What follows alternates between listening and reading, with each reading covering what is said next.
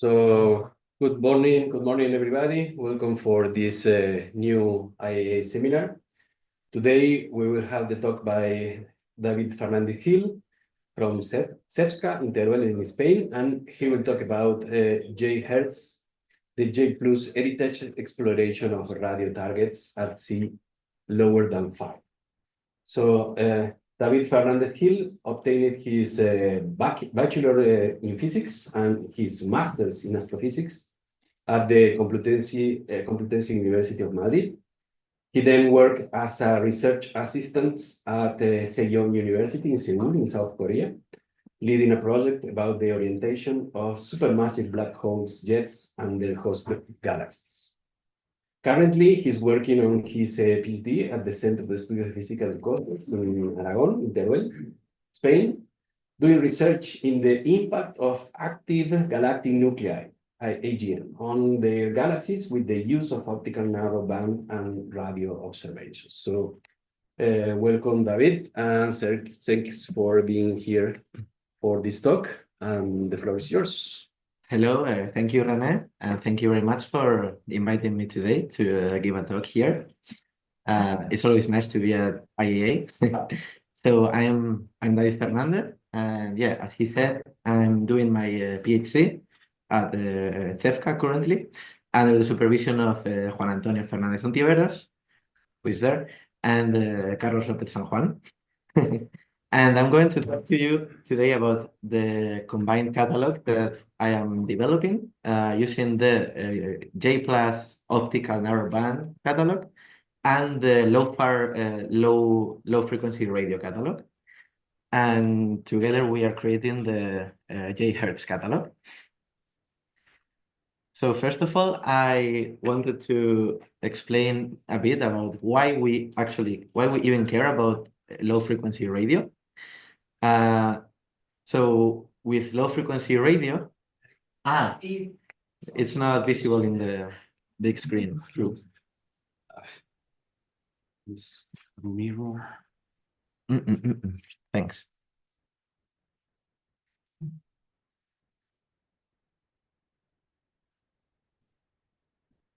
This one.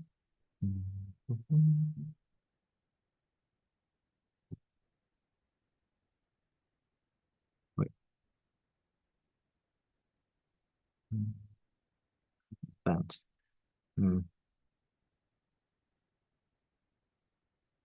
Desktop, ¿no? Ya tenía el desktop uno. Pues ese. A ver.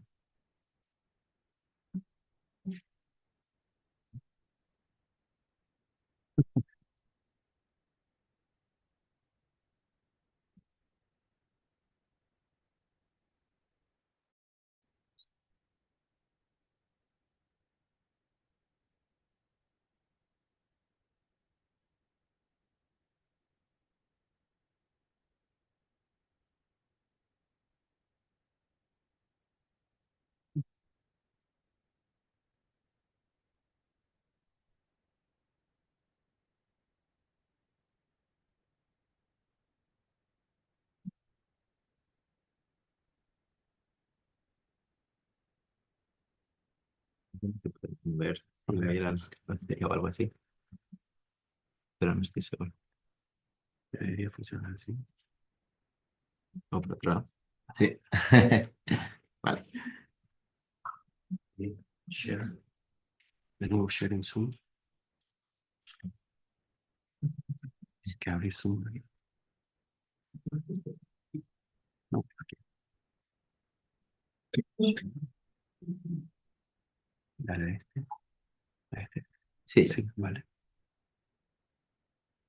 Y ahora No sé si ahora están en el Zoom viendo esto.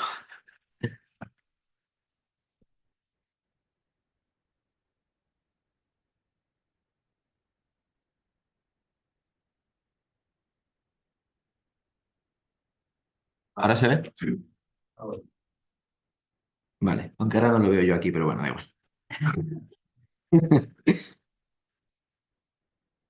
Me vale. Espera, porque... Vale. Perfecto. Okay. Sorry. So low frequency radio, as I was saying, especially the ones with frequency below half a gigahertz. With that, we can get access to emission from, for example, the tail of the. Wait, I'm gonna try this with the printer.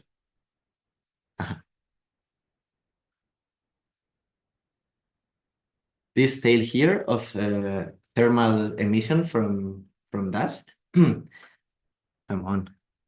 We can also get access to the emission from the dipoles from spinning dust.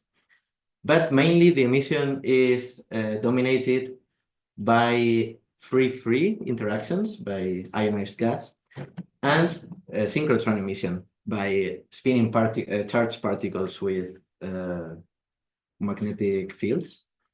So this traces many different sources that are currently undergoing conditions that are a bit more extreme than what we can normally observe with just optical.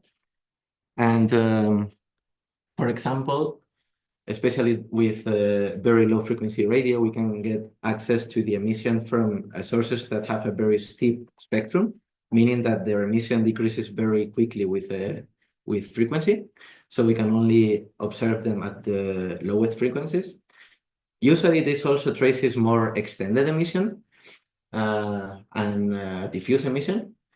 And one of the main advantages is that this emission is not absorbed or scattered by grains of dust.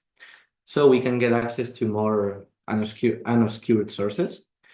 And with these observations, for example, we can characterize a big array of objects, such as, for example, radio galaxies and quasars, supernova remnants, radio relics at the outskirts of galaxy clusters, and even activity in stars, which may be linked to coronal activity or even exoplanet interaction. This here, for example, is a few examples of radio galaxies observed by the LOFAR 2-meter sky survey at 144 megahertz. And you can see a lot of these doubled radio lobes of giant radio galaxies. This, for example, is an image of a part of the sky from the same survey, LoTSS. And most of the sources, or all of the sources that we see here, are actually extragalactic that can be seen with radio. All of the compact points, or most of them, are probably quasars. And you can see some of the double-lobed radio galaxies here.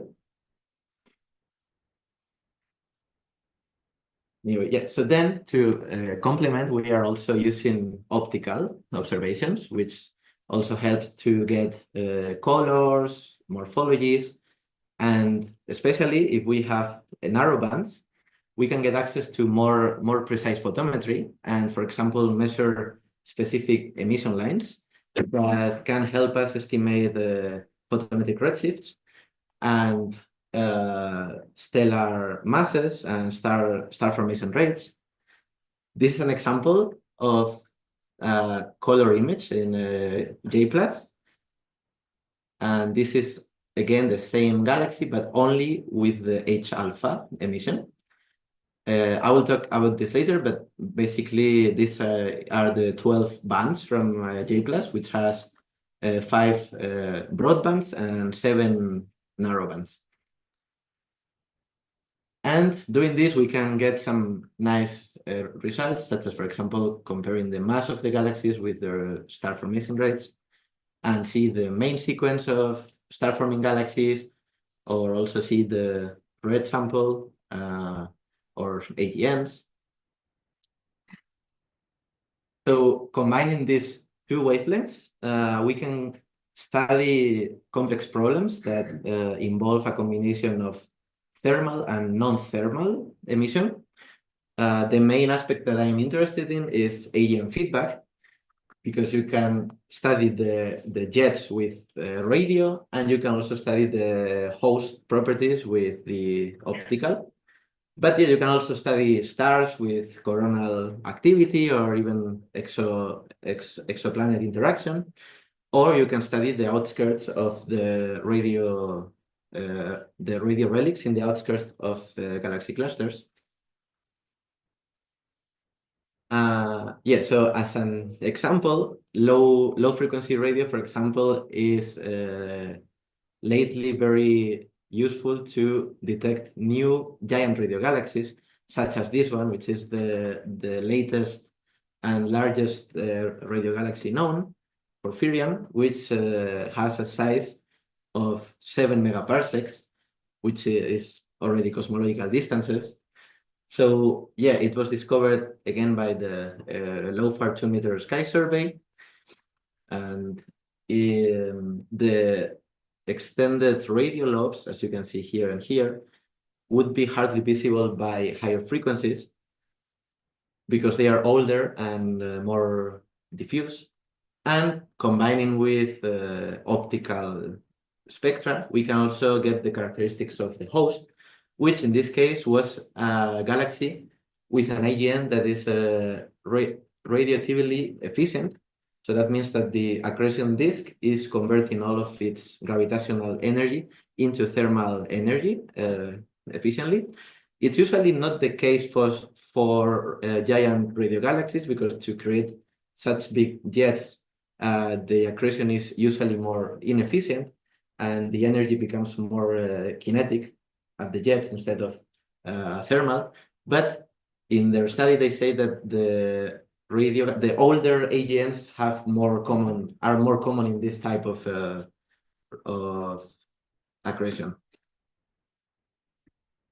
Anyway, so for the optical observations, I'm using the ones from the J-PLUS survey, which is the one associated with CEFCA in Teruel. It's at the Observatorio Astrofísico de Javalambre, and it has two main telescopes. The biggest one is 2.5 meters, but J-PLUS uses this one, which is 83 centimeters.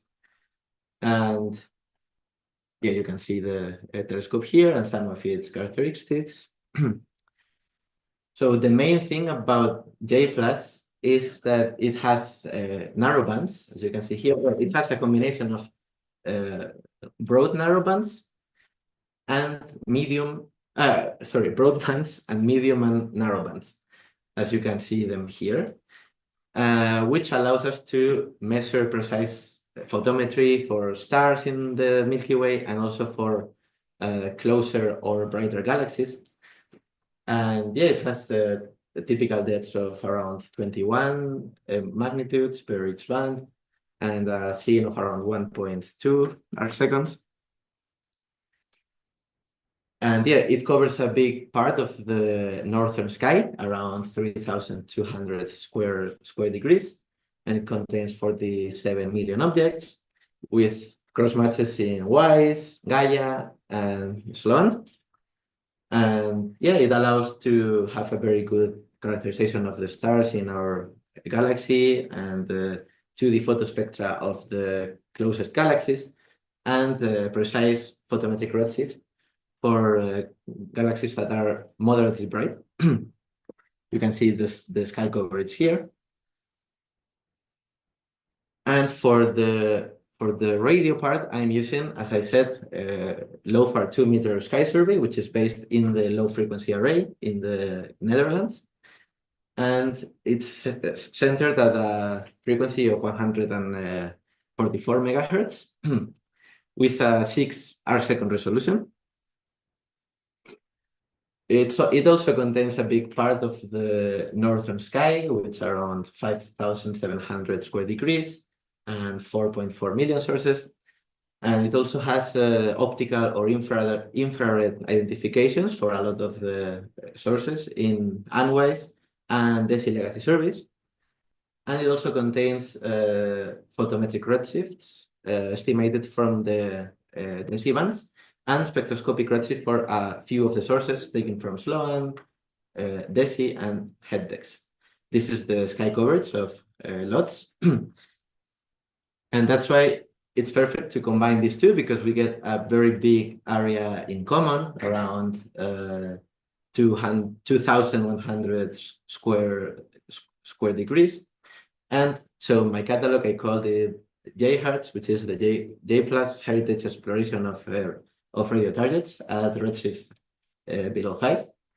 And yeah, taking advantage of the identifications of both surveys in the infrared, and optical, but especially WISE, I cross-match them with a 1 arcsecond tolerance, and we get around almost 500,000 sources.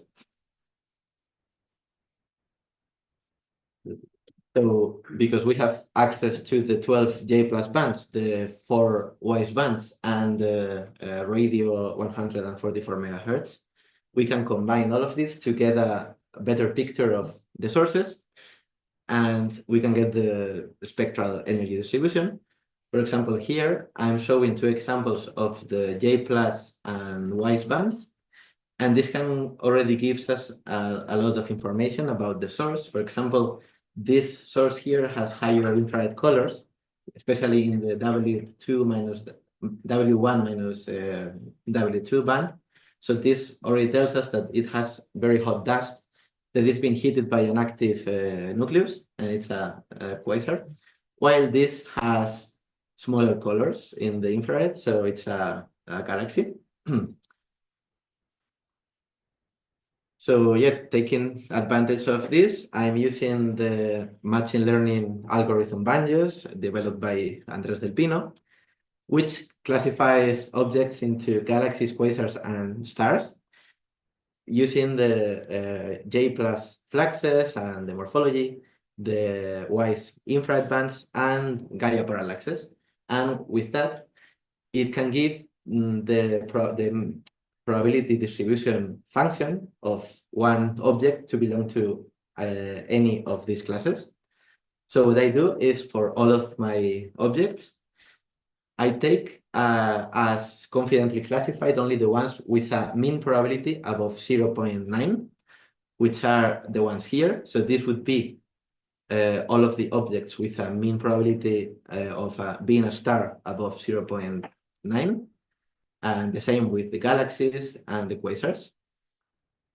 So with that, we get around 390,000 galaxies, 30,000 quasars, and 20,000 stars. And yeah, so here I wanted to show you again some examples of the different types of sources.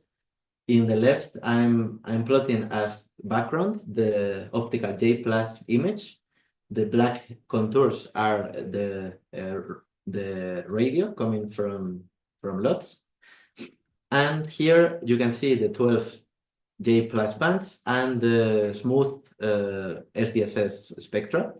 So this one you can really see the giant radio jets of the radio galaxy, and you can see how the galaxy has red colors, meaning that maybe it's been quenched by the activity of the nucleus, but nowadays it doesn't show any sign of having an active nucleus. That's why it's classified as a galaxy and not a quasar.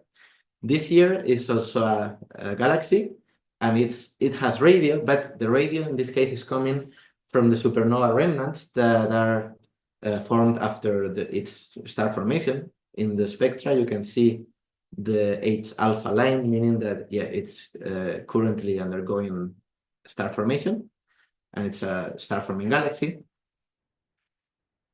While this one here is a quasar because it's not resolved, the radio emission is compact, and you can see the broad lines and the very big emission in blue coming from the nucleus.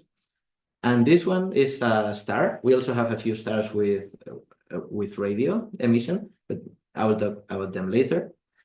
You can see the typical black body of a star. Anyway, so one of the main things we add is a radio loudness parameter. For that, we take the ratio between the radio flags and the W2 flags in the infrared.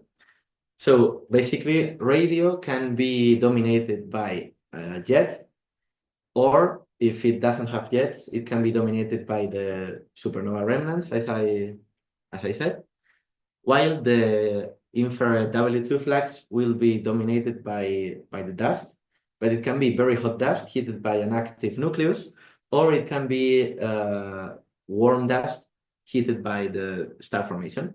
So mainly, if we see an object with a very high ratio, it means that it has a radio excess, and it's probably coming from extended jets. So we define that as a radio loud source. For the redshifts, what we do first is we look for the spectroscopic redshifts in the latest Sloan release, and we can increase the percentage of sources that have one from the original 7% in LoTSS to around 20%. And also, each of the surveys, they already provided a photometric redshift. So LoTSS provided photometric redshifts estimated from broader bands from DESI for a lot of the sources, while J-PLUS, of course, it has photometric redshifts estimated from narrower bands. So what we do is we take advantage of having deeper survey with broader bands that can get access to fainter sources, but we also have a shallower survey with narrower bands. So if we convolve the probability distributions of the photometric redshifts, for example, I'm showing here an example by Hernán Caballero, which is our colleague who did this. In this case, the broader redshift would be obtained by DESI, while the narrower probability distribution by the redshift is obtained by the narrow bands. So in the case of brighter objects, we can see that the narrow bands get a more precise redshift, while for the fainter objects, the probability distribution by J-PLUS, sometimes it doesn't get the precise emission line, so it can have a multimodal distribution. So combining it with the deeper survey, we can constrain better the photometric redshift. So I'm showing here the comparison between the photometric redshift of J-PLUS here with the available spectroscopic redshifts of LoTSS, and this is after convolving both the combined photometric redshift. We only do this for galaxies because the photometric redshift in J-PLUS is using templates that don't include AGNs. So basically, they are assuming that anything that is very bright is a close galaxy and not a quasar. So we only convolved it for galaxies that have redshift below 1, but we can already see a big improvement from the original J-PLUS photosea. But we also improve a bit the low-far photometric redshift, as you can see in the dashed lines, which are measuring the median absolute deviation.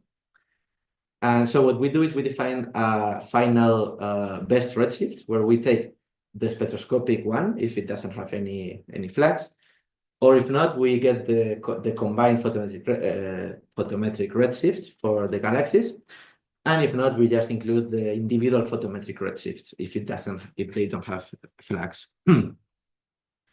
We also have masses and star formation rates obtained by our colleague Fernández Borillo. He does SED fitting with the CIGALE code, and so they input J-PLUS fluxes for sources in J-PLUS classified as resolved and with a redshift below 0.35.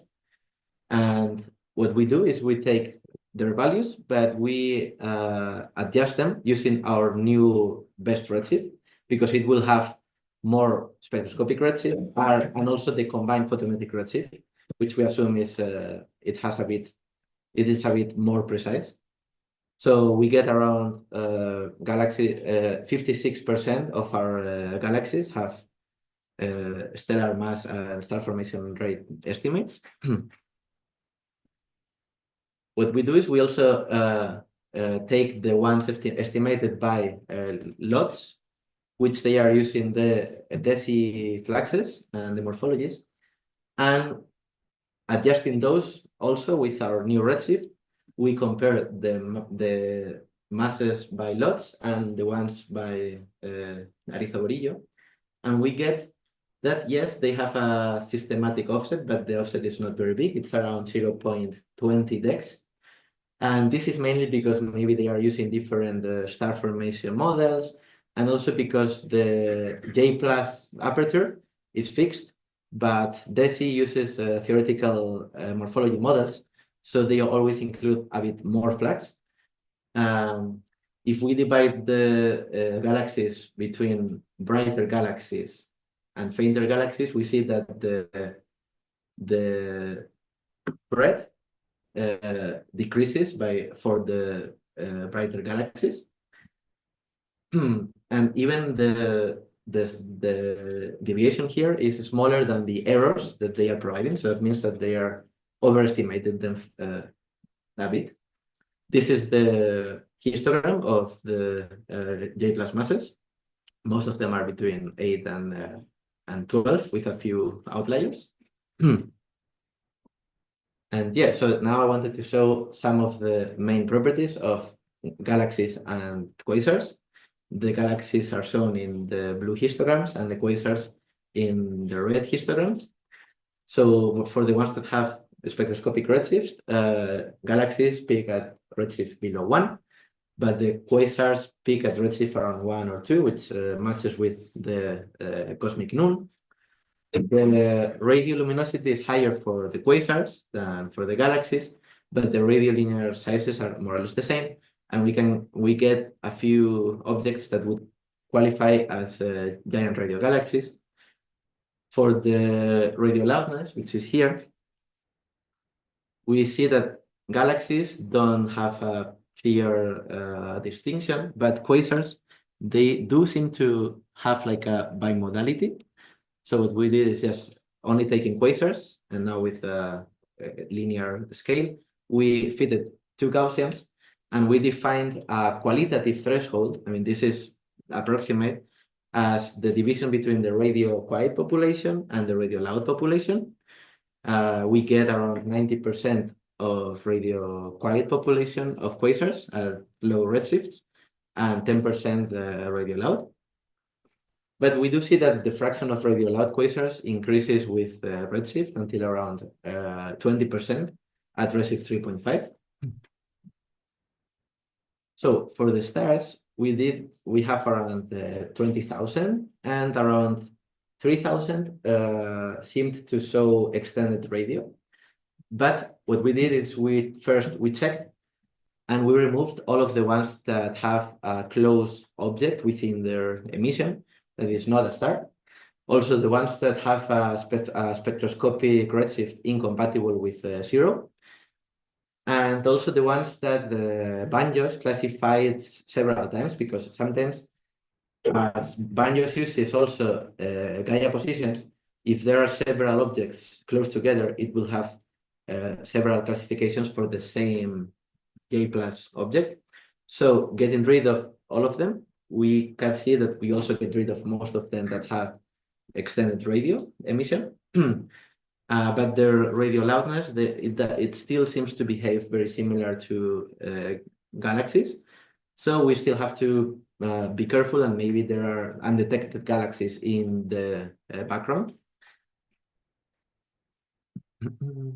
Yeah, but yeah, we still get around 30,000 stars with compact or unresolved radio, which in this case, it might be real radio emission coming from coronal activity, or as I said, some studies say even from exoplanet interaction. So now I'm showing a few plots just for the galaxies and the quasars. Here I'm showing the comparison between the radioluminosity and the radio loudness. and the linear size of the radio emission for galaxies in the blue contours and quasars in the red contours. Each of them contains 50% of the sources, 70%, and 90%. So we can, this dashed line is the traditional threshold between Fahrenheit Rayleigh 1 and Fahrenheit Rayleigh 2, but we see that doesn't make a very clear distinction in our sample.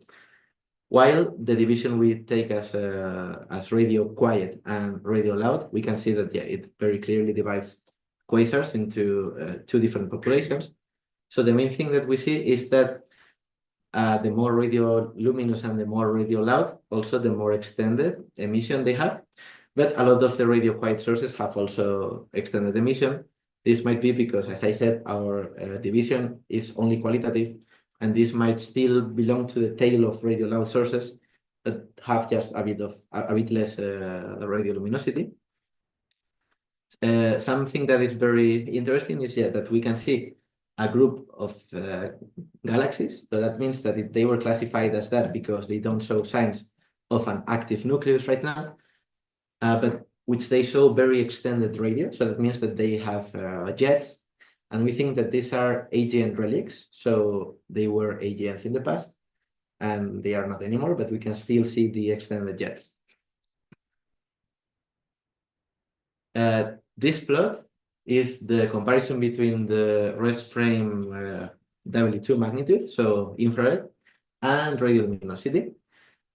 The galaxies here, as you can see, are divided very clearly into the main sequence, which has a very tight relation between the infrared and the radio, because these are the ones that are star forming. So the infrared emission by the dust is also proportional to the radio emission by the supernova remnants. While the ones here would be the radio loud galaxies, the ones that are showing a radio excess, because they would have also jets. Quasars, as you can see, all of them have brighter emission in the infrared because their dust is being heated by the AGN. And you can also see here the ones with less radio luminosity would be the radio quiet ones, and the ones with more would be the radio loud ones. This is one of the typical plots that you can do to separate quasars from galaxies, which is the Y color diagram. The W1 minus W2 color traces very hot dust, so you can see that most of the quasars have higher colors, while the galaxies, most of them have lower colors. The W2 minus W3 traces, again, dust that is not as hot, but is still warmer. So you can see here, this would be star-forming galaxies because they have lower W1 minus W2, but they still have warm dust. And this group of galaxies here, which show colors more compatible with quasars, we are still studying them, but we think they might be starburst galaxies or a few quasars that were classified as galaxies. Here I'm showing the relation between the radio luminosity and the radio loudness. Of course, it's very proportional because the radio loudness uses radio fluxes. But for a fixed radio luminosity, you can also always see that the quasars have more radio luminosity. And basically, all of the sources with a radio luminosity below 10 to the 24, oh, I forgot the name of this, W-HERTz to the -1, are radio quiet. But the main plot I want you to pay attention to is this one, because this one very nicely separates all of the sources that we contain. So this would be the radio loud sources in the upper half and radio quiet. And this would be the ones with high infrared colors and lower infrared colors. So you can see that quasars are all in the higher infrared colors, and you have the radio quiet quasars and the radio loud quasars. Galaxies, the normal galaxies, so the ones that don't have an AGN, or they might be in the main sequence, they are here, they are radio quiet, and they don't show very high infrared colors. These ones here would be the ones that don't show infrared, so they are normal galaxies nowadays, but they are radio loud, so they have AGN remnants. And these ones are the ones that I said before, that they have higher infrared colors. We think maybe they would be just higher star-forming galaxies. So if we take only the galaxies, and now we see their masses and star formation, specific star formation rates, and the radioluminosity, these ones would be the radio loud galaxies, so the ones that were here. And yes, we can see that those are hosted in the most massive galaxies, and they also show the most radioluminosity and the least median specific star formation rates, meaning that the radioactivity that shows a past activity of AGNs has quenched them. Then the green ones here would be the radio quiet with low infrared colors, so the normal galaxies here. They show a bigger spread, so they might be just a mix of some galaxies that have already been quenched and don't show radioactivity now because they don't even have jets anymore, or also a few younger and less massive galaxies that they are not forming a lot of stars yet. And this blue contour would be the galaxies that have higher infrared colors. And you can see that they do seem to have the highest median specific star formation rates, and also the lowest median mass. So it matches that they are younger starburst galaxies. And finally, this plot shows the relation between the mass and the specific star formation rate. Again, you can see that the radio loud galaxies, so AGN remnants, are the most massive and the least star-forming galaxies. The radio quiet galaxies with low normal infrared colors are more or less in between, so they might be a transition. And the ones with the higher infrared colors might be younger star-forming galaxies. So as a summary, we have our J-HERTz catalog, which we did by combining J-PLUS and LoTSS. We have around, so we have the 12 optical bands, the 4 infrared bands, and the radio band. We get around 500,000 objects among galaxies, quasars, and stars. We also provided the combined photometric redshift and increased the number of the spectroscopic redshift. We include the masses and the star formation rates by Arizo-Borillo. We give the radio-loudness indicator. And we see a population of AGN jet remnants that are hosted in the most massive and quenched hosts. We also see that the quasars show a very big, very clear bimodality between radio quiet and radio loud, and that the fraction of radio loud seems to increase with redshift. And finally, we also have a population of stars with compact or unresolved radio emission, which are the ones that we think have the genuine radio emission, because the others, they might be, the ones with the extended radio might be contaminated by other sources, and they might show coronal activity or exoplanet interaction. And the catalog will soon be available as part of the J-PLUS database. And as future work, I will use it as my PhD to further study AGN feedback, so taking the host properties and the AGN radio jets and study the duty cycle. Also, probably in the near future, we will also have improved the photometric redshifts in J-PLUS, so we can use them to get a better characterization of the environment. We can use the star formation rate and the radioluminosity also, using a sample of very high star-forming galaxies, and we can get a tight relationship between both. And characterize the AGN duty sample, and also maybe use the newest survey, J-PLUS, which is the one by the other telescope, by the 2.5 meter, which has 56 narrow filters.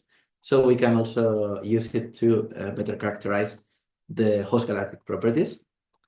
And that is all. Thank you very much.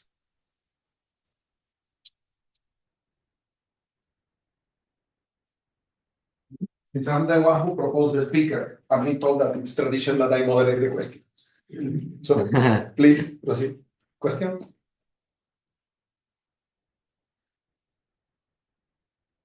Andres? Thank you, Larry, very nice talk. I have two questions. So the first one is more technical. Is in the world phase of WISE, they were not observing the W3 and 4 filters bands. So my question is whether you are using the 4 bands or just the W1 and W2, and then you're using the 4 to, just check that everything is in place. So you said that they didn't include W3 and W4 in Unwise? I think, yes, for example, I was using CatWise, so I know in WISE they use the 4, but then I think the spacecraft ran out of helium or whatever, and then in the world phase they were observing the second with the 1 and 2. So I think LoTSS they have Unwise, so they didn't have the W3 and W4 band, but J-PLUS is cross-matched with CatWise. So I'm also using. No, sorry. No, LoTSS does provide the W3 and W4 band, I think. Yeah. Yeah. Okay, so For some of the sources, so I'm not sure. But yeah, they did provide it actually. Yes, because I didn't add it from a J-PLUS now that I think about it. all right, but then it's not for all of them. No, It's not for all of them. Some of them have it. And then you are not using the 4 of them for your classification, just maybe the 1 and 2. Exactly. Okay. Well, unless for the color plot It's- for the ones that did have all of them. Yes, exactly. Okay. And then the other one is a very naive, ignorant question. How exoplanet interaction produces coronal activity in radio in stars? Okay, I don't know a lot about the topic. Actually, I'm just curious. it was just for very nearby planets, I guess, when the solar flares interact with the magnetosphere of the planet. I think something like that. But I don't know more. It's a coupling of the magnetosphere, and I think it has to be like Jupiter's or big Yes, planets. big planets and close planets, I guess. Be convinced. Nice. Thank you. He had a question, right?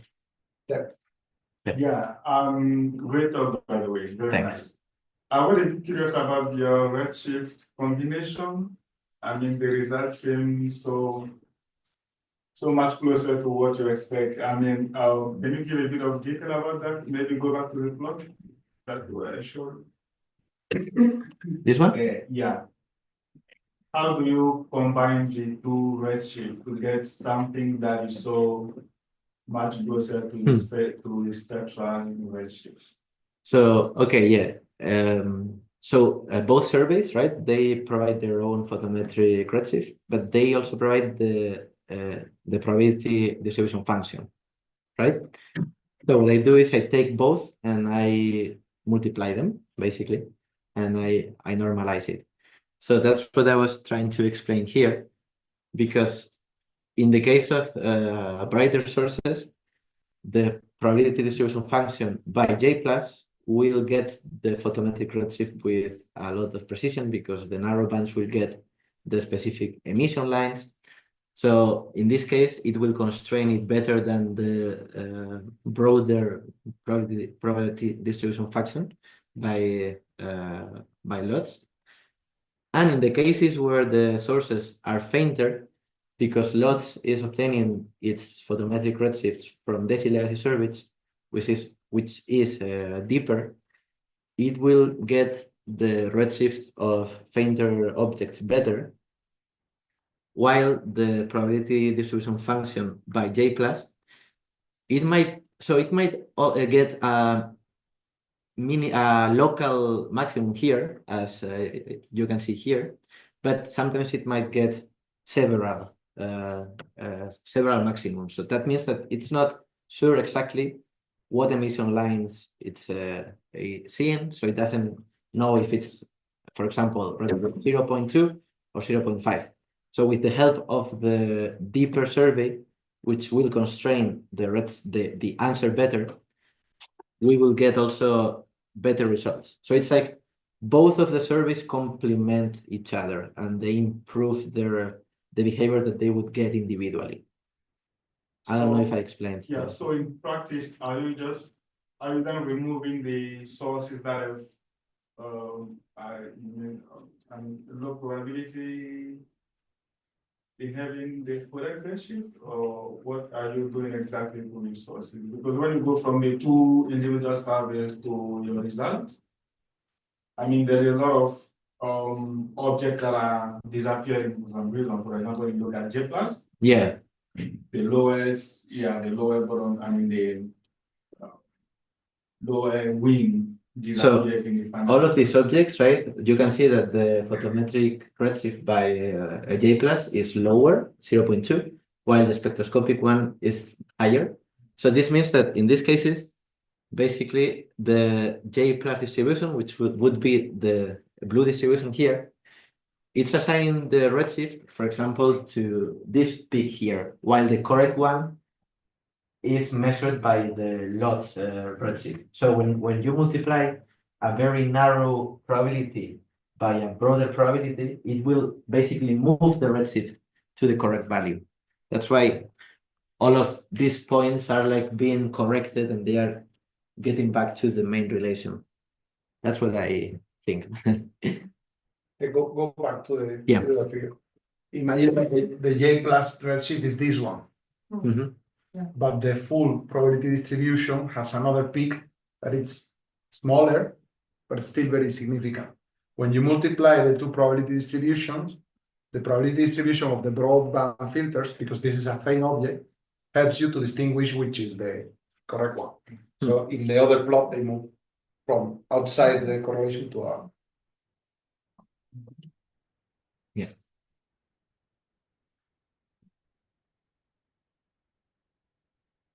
Very nice. Thank you. So at the beginning you showed is video galaxies very extended.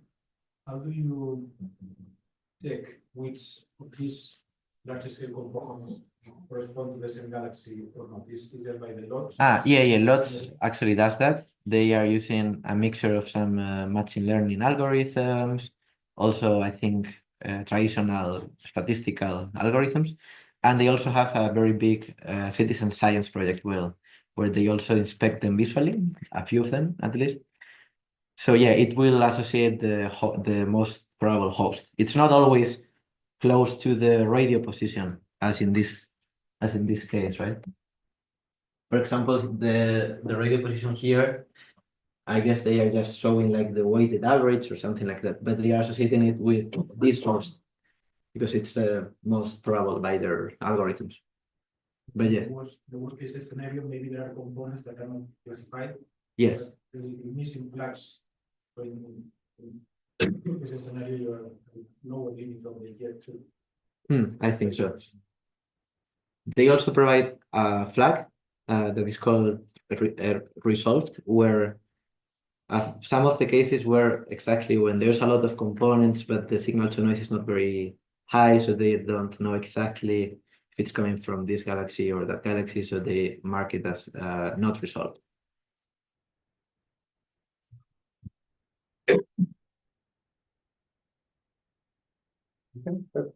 Very nice talk, David. Thank you. How a question, maybe I missed it.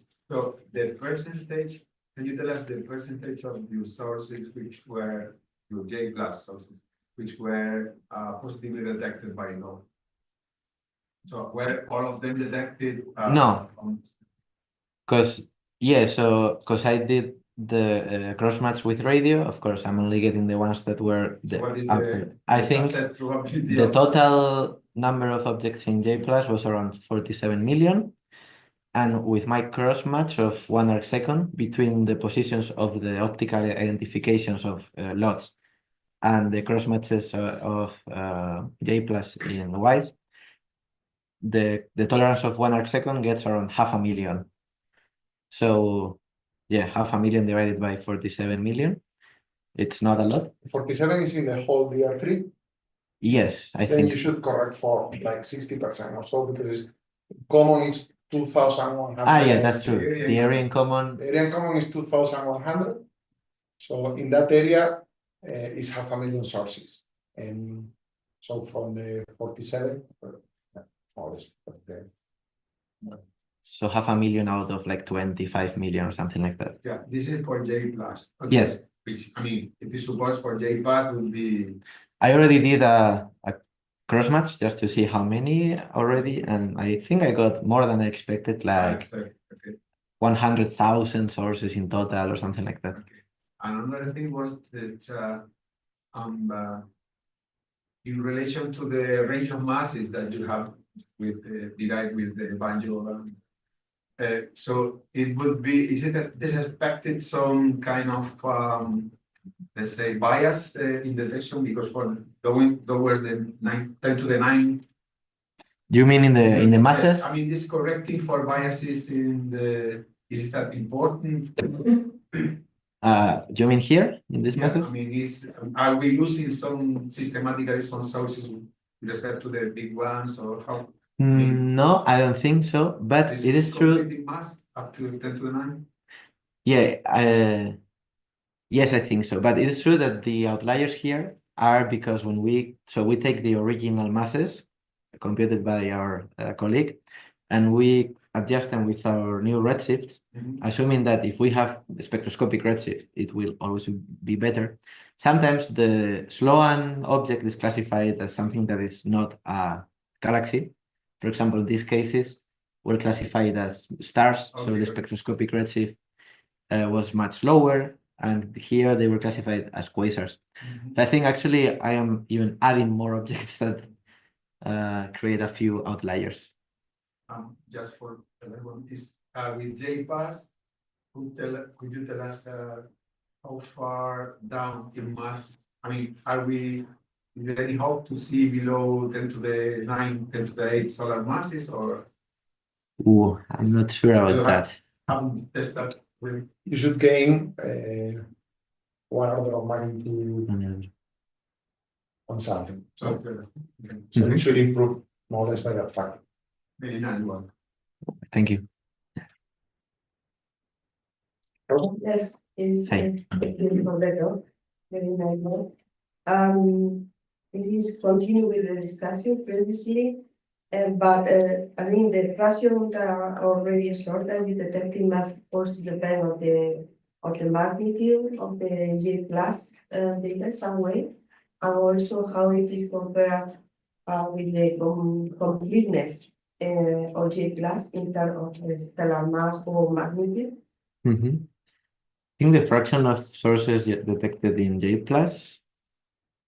would not depend on the magnitude of J+. It would depend more on the flux limit of LoTSS, because there might be many objects in J+ that have a bit of radio but were not detected in LoTSS, and so they are not in my cross-match. What was the second question? The completeness, right? Yeah, so I think the completeness right now is around, yes, like 500,000 of 25 million. I don't know how much completeness would increase if we take into account the flux limits of LoFar, maybe decreasing it a bit or not. I'm not sure. And I don't, did you ask something else? Sorry? No. Okay. Well, I don't worry because you have already put some example of J+ PDF distribution for galaxy, which is quite faint for J+. 22 magnitude in the advanced, to me that you are not complete at this limit. I don't remember exactly which is the limit for J+. Yeah, around 21. I mean, more or less the limit for for J plus. So that means that in J plus you have only a few. Okay, well, no, See, you're right, it's because rapid. there's gonna be a lot of radio sources in LoTSS that are not detected in J plus, so they don't have a position, so they are not cross-matched. Okay, you are right as well, yes. But I don't know what is how is the percentage that we are losing right now. I'm not sure. Okay. Sorry. More questions? No. Okay, no, let's thank David again. There is a message. No? I don't know.